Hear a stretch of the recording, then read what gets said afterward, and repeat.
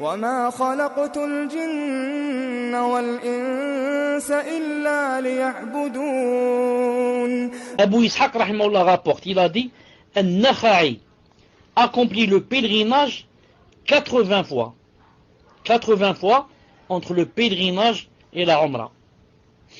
Sufyan ibn Uyayna rahimahullah a dit, il a dit, j'ai participé à 80 stations à Arafat. C'est-à-dire 90 fois, je suis monté à Arafat. Donc 80 fois, donc 80 pèlerinages. Et il disait à chaque station, oh Allah, fais que ce ne soit pas la dernière. Et Allah, fais que ce ne soit pas la dernière pour que je revienne une autre fois au pèlerinage.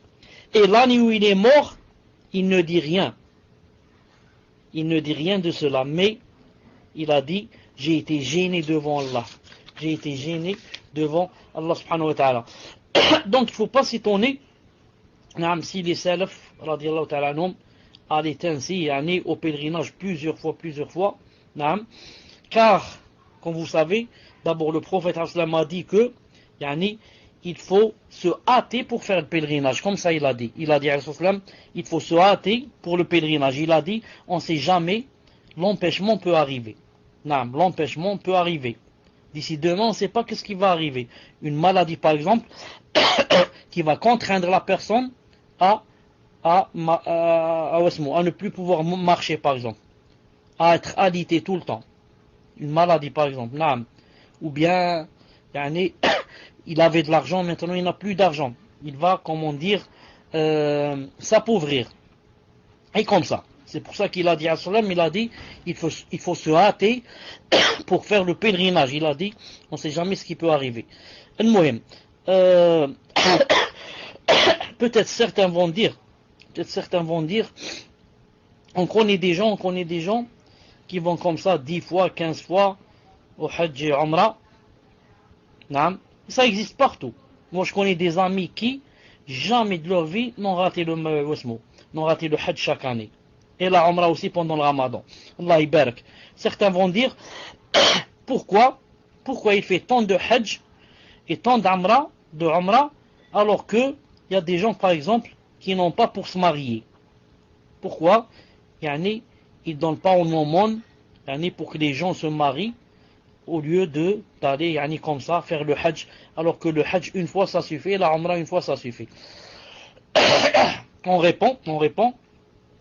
Premièrement, n'oubliez pas le hadith du prophète sallallahu alayhi wa sallam où Allah Ta'ala a dit et mon serviteur ne cesse de se rapprocher de moi avec la nafila jusqu'à ce que je l'aime. Vous connaissez le hadith? Je prends le milieu du hadith. Et mon serviteur ne cesse de se rapprocher de moi avec la nafila. Et celui-là qui va au Hajj 10 fois, 15 fois, à la Umrah 10 fois, 15 fois, il fait la nafila. Pour que Allah Ta'ala l'aime. Et si Allah Ta'ala l'aime, vous connaissez la suite aussi. Donc, il n'y a pas d'interdiction à ce que la personne aille 10 fois, 15 fois, si elle en a les moyens. Mieux que cela. Le prophète sallallahu alayhi wa sallam a dit dans un hadith authentique, il a dit sallallahu alayhi wa sallam, bon, l'émoticône c'est pas de ma faute, il a dit tabi'u bayna al-hajj wal-umra, tabi'u bayna al-hajj wal-umrati fa inna mutaba'atan baynahuma tanfi al-faqra wal-dhunub kama yanfi al-kir khubth al-hadid. C'est un hadith authentique.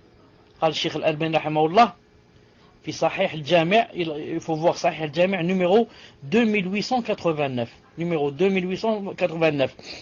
Une personne va dire, à force d'aller au Hajj ou à la Umrah, mon argent va diminuer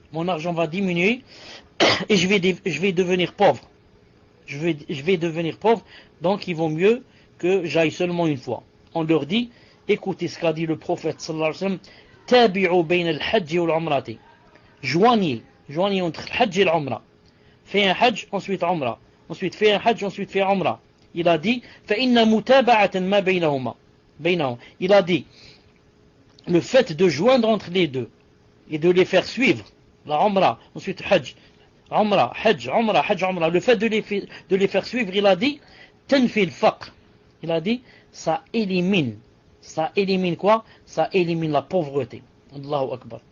Ça élimine la pauvreté, et ce n'est pas, ça donne la pauvreté. Il a dit ça élimine la pauvreté. Wal-dhunub, ça élimine la pauvreté et les péchés. Wal-dhunub, et dhunub. Kama yinfi al-kir khubt al-hadid. Il a dit exactement comme le forgeron, il a un truc comme ça, comme quelque chose avec je crois que ça s'appelle le soufflet.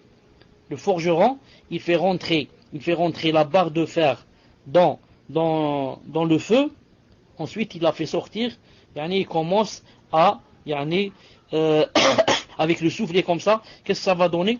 Ça va enlever tout ce qu'il y a, tout ce qui reste attaché à cette barre de fer pour que, ça devienne pur. Il va enlever tout ce qu'il y a en plus pour que ne reste que le fer. Tous les autres métaux et éléments qui étaient attachés ou liés à cette barre de fer, à ce fer, vont partir avec le feu. Il a dit comme ça, quand la personne joint entre le Hajj et la Umrah. Il a dit Allah subhanahu wa ta'ala lui enlève, lui élimine la pauvreté et lui élimine ses péchés et ses dhunub. Donc attention à ceux qui disent que j'ai peur d'aller beaucoup au Hajj, j'ai peur de devenir pauvre. On lui dit au contraire, si tu y vas beaucoup, tu vas devenir riche. Tu vas devenir riche, bi'idhnillahi ta'ala. Donc je dis, si une personne va beaucoup au Hajj, va beaucoup au Umrah, il ne faut pas la blâmer. Il ne faut pas dire pourquoi il n'aide pas les autres, ou il n'aide pas les gens pour se marier. Il ne faut pas les blâmer.